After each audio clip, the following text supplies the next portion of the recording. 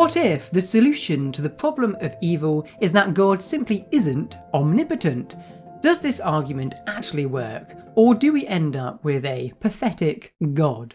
Welcome to Untangle Philosophy. Today we'll explore whether Griffin's process Theodicy solves the problem of evil, or does it just make God weak? David Griffin, a philosopher of the 20th century, says, "We've got it all wrong. God doesn't control the universe, he influences it. In fact, he didn't even create the universe from nothing. And if God is not in full control, then he's not omnipotent, he can't do anything about evil, and boom! We've solved the logical problem of evil, which says that these three things cannot coexist." So, what has Griffin done? He's got rid of omnipotence. Problem solved. Or is it? To understand Griffin's position, we need to untangle two concepts: Panentheism and divine persuasion.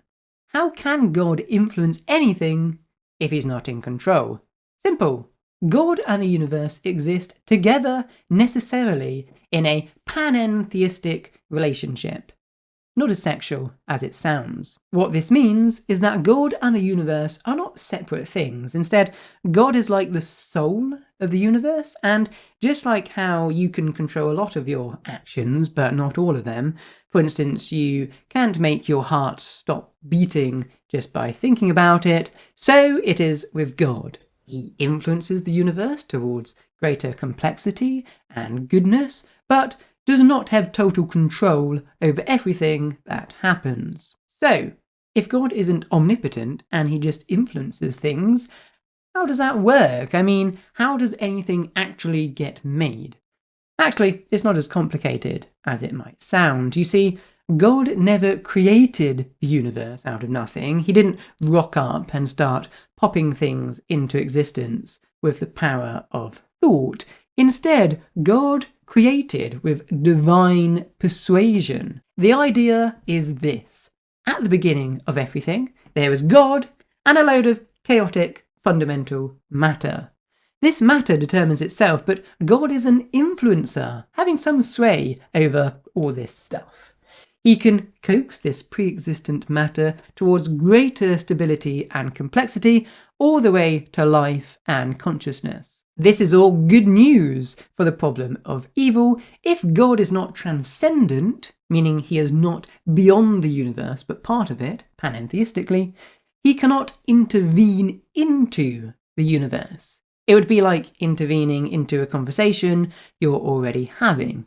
You can't do it. So, what can God do about a massive tsunami that's about to wipe out 200,000 people like it did in 2004?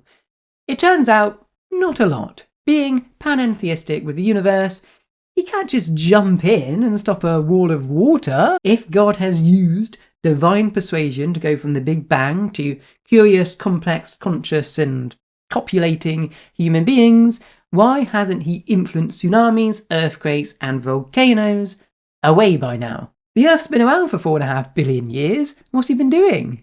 Well, according to Griffin, natural disasters are ultimately comprised of low-grade entities like atoms and molecules. A tsunami is a blooming big wall of water, but in a way, it's no more than a huge mass of molecules all headed the same way. And poor God, while he can influence water molecules over a long period of time, he has very little control over a mass of molecules all acting in tandem at speed. He can't prevent tsunamis. He can't prevent tectonic shifts. He hasn't, therefore, been able to guide the creation of Earth into one immune of natural disasters. So, God's got an excuse for natural evil, but what about moral evil? If God has guided everything through divine persuasion, how did we end up with the Holocaust?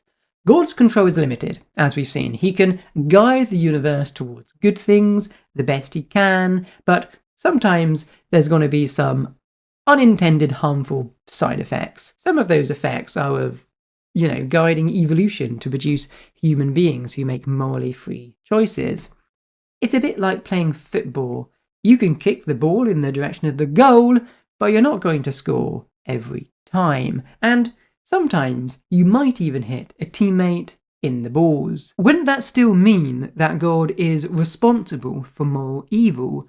All this evil, after all, it's still the result of his divine persuasion, even if it's an unintended side effect of that persuasion. Well, yes, but, Griffin says, he is not blameworthy. Why? Because God is focused on creating good and not the harmful side effects. It's like a couple deciding to have a baby.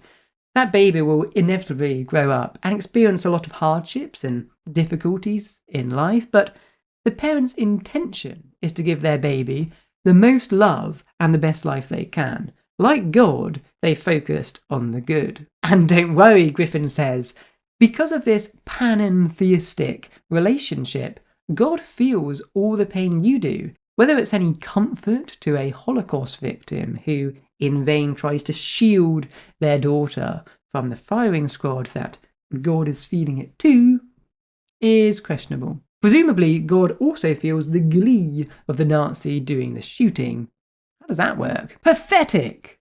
That's what philosopher John K. Roth calls Griffin's God.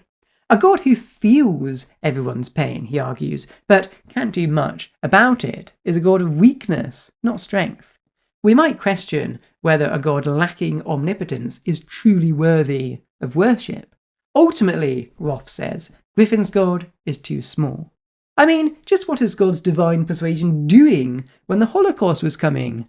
Oh no, a Holocaust is about to happen. Let me influence some atoms. Whoops. That didn't work. Does Griffin escape the evidential problem of evil? Taking out omnipotence provides a solution to the logical problem. Yes, there's no logical contradiction anymore. But how does he account for the magnitude of suffering? He argues that the evil in the world is worth it for the good, and an imperfect universe is better than no universe at all. Yes, but why, after God saw his process of divine persuasion result in genocide after genocide and disaster after disaster, did he not step back and think, oh, hang on, this really isn't working, is it? A bit too much suffering for my liking as an omnibenevolent being. I know, I'll start again. Surely, if he is a good God, he would have given it another go and done a better job. Like when you start a new Minecraft world because you accidentally destroyed yours with the Wither. But God didn't do that. Why?